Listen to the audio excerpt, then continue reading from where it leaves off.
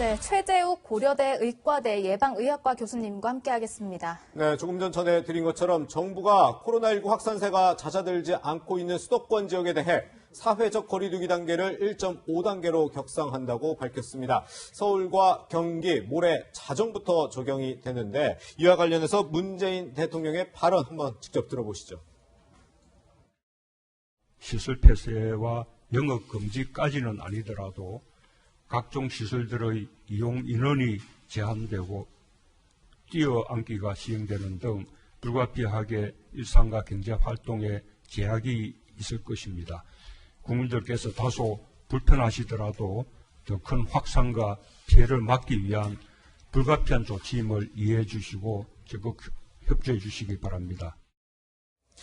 네, 지금 사회적 거리두기를 1.5단계로 수도권을 높였다. 그만큼 지금 수도권 상황이 심상치 않다는 걸 텐데 일일 확진자 수를 보면 어제보다 또 더 올라갔네요. 네네, 그렇습니다. 지금 나흘째 연속 확진자 수가 200명을 넘었습니다. 그러게요. 네, 일각에서 이제 이런 상황을 보고 지금 방역이 위기라는 상황이 아니냐 이렇게 보기도 합니다만 위기는 아니라고 보여지고요. 아까 말씀드린 대로 지난 8월 달에 그 신규 확진자 수, 또 8월 달에 그 집회로 인한 그 부분과 비교해 보시면 금방 이해가 될 수 있는데요. 네. 8월 한 달 동안에 총 확진자 수가 5,600명이었습니다. 네. 지금 현재 11월 달 확진자 수 2,600명 정도, 2,500명 정도고요. 네. 그다음에 그만큼 확진자 수도 중요합니다만 여러 차례 말씀드렸습니다만 이제 치료자가 도대체 몇 명이나 되고 사망자가 어떻게 되는지 이런 부분도 중요한 지표라고 여러 차례 전문가들이 얘기하지 않았습니까? 네, 그렇죠. 지금 현재 치료로 받고 계신 분이 11월 현재 2,600분이 됩니다. 근데 8월 달 이후에 치료점이 4,700명이어서 아직 그 정도 도달하지 못했고요. 다만 이제 사망자 숫자도 들여다보시면은 사망자는 이제 확진자 발생하고 한 2주 후에 사망자가 증가하기 때문에 9월 달에 사망자 숫자가 8월 달에 대비해서 23명에서 89명으로 굉장히 증가했었습니다. 네. 그 부분이 간신히 10월 달에 51명으로 줄었는데 지금 현재 30명 정도거든요. 네. 근데 이 부분이 지금 확진자 수 증가함에 따라서 얼마큼 증가할 것이냐 들여다보는 관점에서 아직은 8월 달과 같은 그런 위기 상황은 아니다. 다만 그러할 가능성을 대비해서 위기를 막기 위해서 혹은 8월 달 사태를 막기 위해서 좀 철저히 준비하는 것이 필요하겠다. 그 정도가 지금 현 시점을 보는 것이 전망이 되겠습니다. 그렇군요. 네. 사실 방역도 중요하고 경제도 중요하다 보니까 정부가 고심 끝에 단계를 완화하기도 하고 올리기도 하는데 사실 사회적 거리두기 단계 지금은 또 다시 올리게 됐잖아요. 방역, 경제 두 가지 동시에 하는 건 역시나 어려운 일인가 봐요. 네, 물론 쉽지 않습니다. 그렇기 때문에 방역과 이 경제 살리기는 유연하게 대처하는 것이 필요하겠고요. 네. 지난 6월 이후에 이제 방역체 개편한 이후로 수도권만 하더라도 1단계에서 2.5단계 갔다가 다시 또 2단계로 내려왔다가 지금 1단계로 된 지 한 달 됐습니다. 이렇게 유연하게 대처하면서 상황에 맞추어서 경제와 방역을 두 가지를 다 고르게 잡을 수 있는 그런 부분들 필요해 보이고요. 지금의 조치는 적절하다고 생각합니다. 네. 그럼 일단 1.5단계 우리 이제 기본적으로 수도권 국민들이 이제 직면하게 된 현실인데 1.5단계가 되면 유흥시설을 아예 못 가고 노래 연습을 아예 못 가고 이건 아닌 거죠? 네, 그렇지 않습니다. 일부 사용은 가능하되 일부 사용에 대한 불편함과 거리두기 띄워놓는 이런 부분들이 좀 제한이 됩니다. 구체적으로 말씀드리면 술집이라든지 유흥주점과 같은 그런 5곳에 대한 중점 시설, 그 다음에 식당, 카페, 학원, PC방 이런 부분에서 총 합쳐서 이 23곳이 다 이제는 확대돼서 제한을 받게 되고요. 그러한 제한에 대해서는 이제 사용에 대한 거리를 띄워둔다든지 여러 가지 그런 어떤 제한 조치들이 있어서 불편함이 좀 가중될 것 같습니다. 네, 지금 연말을 맞아서 또 이런 시설에서 모임도 많은 시기인 만큼 각자 좀 조심들을 하셔야 될 것 같습니다. 그런데 한 가지 우려되는 거는요. 어제도 같이 말씀을 나눴지만 최근 40대 이하 감염자도 늘고 있고 또 증상이 없는 감염자도 있다 보니까 사실은 지금 이렇게 1.5단계로 조금 올리는 거 아니라 선제적으로 2단계로 훌쩍 올리는 건 어떠냐 일부 지적도 있더라고요. 이 부분은 어떻게 생각하세요? 네, 아직 2단계로 갈 정도로 지금 상황이 악화됐거나 그런 악화가 거의 직면했다고 보기 좀 어렵습니다. 그런 과학적 증거는 아직 명확치는 않고요. 네. 아까 말씀드린 대로 1단계, 1.5단계, 2단계 단계적으로 하는 거에 목적과 취지를 정확하게 살리기 위해서는 단계적으로 가는 것이 필요하고요. 각 단계별로 최소한 2주에서 한 달 정도는 시간을 들여다보고 효과를 보고 판단하는 것이 좋겠습니다. 네. 아직은 심각한 단계는 아니다 이렇게 분석을 해 주셨는데 어쨌든 지금 3차 유행으로 가냐 안 가냐 지금 우리 모든 국민들이 이 방역을 철저히 하느냐 안 하느냐에 따라 결정이 될 텐데요. 정은경 질병관리청장 어제 브리핑에서 이런 경고의 메시지를 내놓기도 했습니다. 들어보시죠. 재생산 지수 관련해서는 현재 1.1이 넘은 그런 상황이기 때문에 한 2주나 4주 후에 예측의 결과를 보면 300명에서 400명 가까이 발생할 수 있을 걸로 예측을 하고 있는 상황입니다. 지금 단계에서는 이런 사회적 거리두기를 좀 강화하거나 사람 간의 접촉을 줄이는 그런 노력들이 현재는 필요한 상황입니다. 네, 지금 얘기 들어보면 일단 재생산 지수가 현재 1.1이 넘었다. 이게 뭐 어떤 상황이라는 거죠?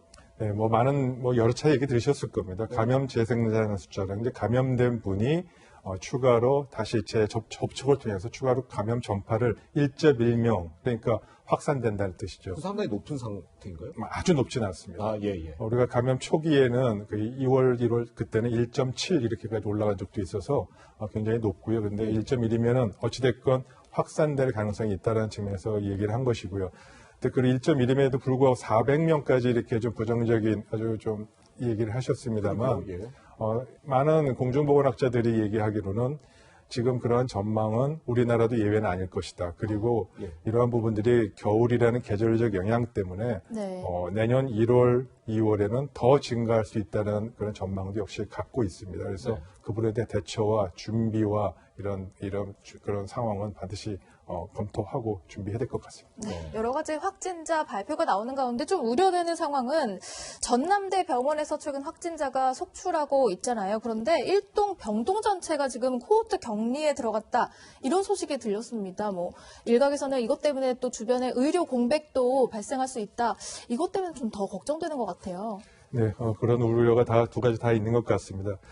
전남대 병원 같은 경우는 지금 13일 환자 나온 이후에 지금 17일까지 총 27명의 환자가 나오지 않았습니까? 네. 근데 그 환자분이 환자가 의료진, 간호사 포함해서 의사, 그 다음에 거기서 같은 그 병동에 있던 추가적인 이제 직원들까지 감염이 전파되면서 그 해당되는 병동 전체, 건물이죠. 네. 건물 전체를 코호트 격리를 해서 추가적인 전파를 막기 위해 노력을 하고 있고요. 네. 아까 말씀드린 대로 아직 의료계의 공백을 우려할 정도의 그런 여유는 아직은 그럴 정도 상황은 아닙니다. 여유를 확보하고 있기 때문에 그 정도는 아닙니다만 다만 그러한 여유를 좀 더 장기적으로 미래지향적으로 역량을 확보하기 위해서는 의료계와 정부 간의 공조와 협조 통해서 이런 부분을 좀 충분히 사전에 논의하고 준비하는 것이 필요하겠습니다. 네. 이렇게 코로나19가 계속 확산을 했다가 잠잠했다가 반복이 되는 상황이 이어지니까 많은 분들이 지금 이 코로나19 백신에 대한 참 생각들이 많은 것 같습니다. 그런데 오늘 좀 반가운 소식이라고 해야 되나요? 미국 제약회사 모더나에서 94.5%의 예방 효과를 이 개발 중인 백신에서 보였다 이렇게 발표를 했는데 이거 긍정적인 신호라고 볼 수 있는 거예요? 네, 긍정적인 신호입니다. 예. 맞습니다. 그러나 한 가지 꼭 유념하셔야 될 것은 예. 아직은 이 모든 임상시험 결과가 최종 결과까지 나온 건 아니고 중간 결과라는데 제한점이 있고요. 파이자도 그랬고요. 네, 파이자도 마찬가지죠. 최종적인 임상 결과가 나올 때까지는 아직은 상황이 바뀔 수 있다는 점을 충분히 고려해야 되고 동시에 연령대라든지 또 인구 집단의 특성에 맞춰서 전부 정밀하게 분석한 것이 아니기 때문에 상황을 좀 더 들여다보시되 다만 지금까지 개발되어 있는 백신이 잘 진행은 되고 있구나. 우리가 예상한 대로 내년 상반기쯤 되면 백신이 시장에 나올 수 있을 것 같다 정도까지는 우리가 좀 생각해 볼 수 있을 것 같습니다. 네, 잇따라 효과가 높다고 이제 중간 결과 발표가 나오면서 기대감이 한층 고조되고 있는데 그렇다면 우리 국민들은 백신을 맞을 수 있을 것인가? 지금 우리 정부는 이 백신에 대해서 어떻게 대처하고 있나요? 네, 지금 며칠 전에도 이제 정부 방역 당국에서 그런 표현을 했습니다.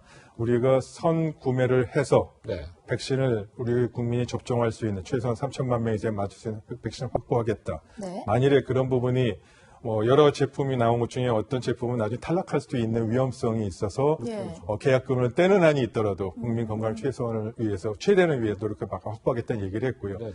이 부분은 그 기업 간의 계약을 통해서도 이루어질 부분이 있고요. 국제 백신 연합이라는 코백스라는 그런 단체 통해서도 우리가 이미 확보한 부분도 있습니다. 그래서 이 부분은 최대한 노력을 정부 간의 협상과 또 정부와 기업 간의 이런 노력을 통해서 백신 확보에 대한 부분은 어느 정도 가능하지 않을까 그렇게 전망해 봅니다. 예, 네. 그렇다면 우리 국민뿐 아니라 전 세계 코로나19 전 세계 문제니까요. 지금 이 추이를 보면 이 백신 개발의 추이를 보면 언제쯤 되면 좀 상용화가 될 수 있겠다 이렇게 좀 판단하고 계세요? 그런 점하기 좀 조심스럽습니다만 그렇군요. 예. 현재까지의 백신 개발 상황과 속도와 그 중간 발표까지 놓고 보면은 그래도 내년 상반기 2, 3월이면 제품이 상용화돼서 시장에 나오지 않을까라는 생각을 해보고요. 예.